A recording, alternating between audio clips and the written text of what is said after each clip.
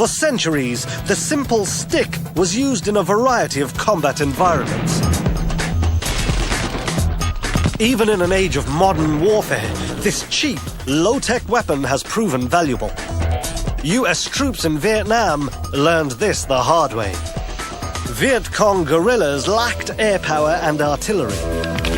Traps were a cost-effective way to significantly reduce the combat effectiveness of American infantry. One individual being injured takes out 2 other people at one time. But everyone else in that squad is going to have to take their turn of carrying this individual and his equipment. So you've limited their combat effectiveness right off the bat. So if you can get 1 or 2 or even 3 people injured in that squad, then you've either limited or destroyed their combat effectiveness. That unit is no longer viable. In Vietnam, the sticks were made from bamboo and were called punji.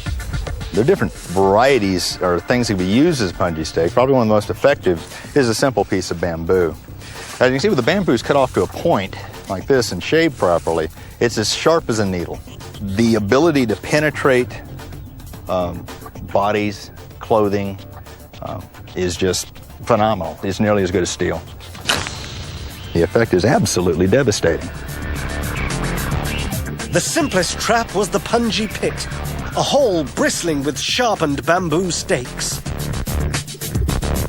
Right here, men, we have our punji man trap. As you can see, when I lift up, You can see all the punji stakes down the bottom.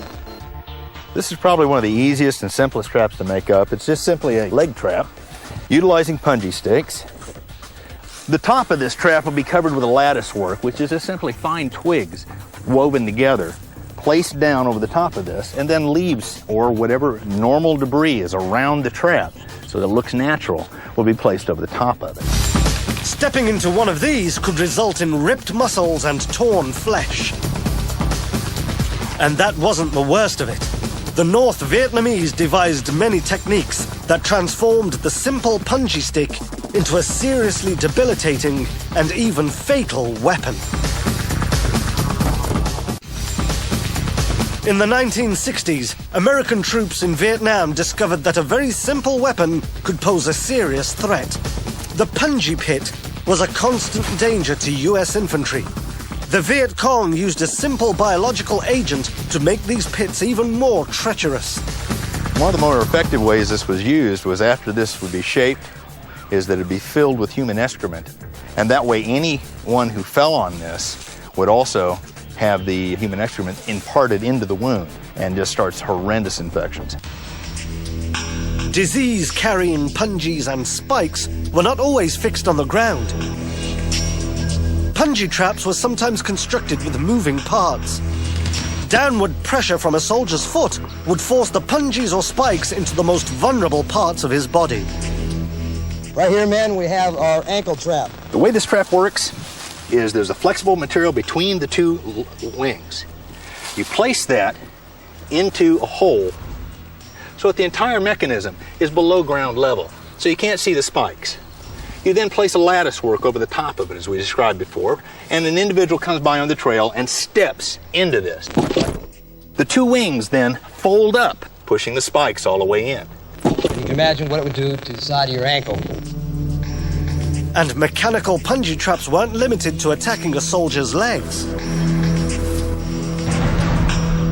This is a pivoting leg trap. You've got a stepping plate here. This right here is the pivot, and on this end, the punji stakes. Be covered over with a lattice work and, of course, camouflaged. As you walk by, someone steps into the trap. Their own body weight powers the trap, pushing it up and striking them. Some of the deadliest traps devised have harnessed a powerful and ubiquitous force: gravity. Always available, gravity generates velocity. When a spiked bamboo trap is pulled high in the air, it accelerates towards the ground when released. Velocity plus mass plus sharpened spikes equals death from above. This is called a spiked deadfall. It's manually pulled up into the tree and suspended there 30, maybe even as high as 50 feet up. When the trip line is struck, gravity being what it is, it falls very quickly. And anything underneath it will be crushed as well as being stabbed. I'm going to take this t-shirt that we poked just a couple of holes in and place it underneath this spiked deadfall, and then drop the device on top of it.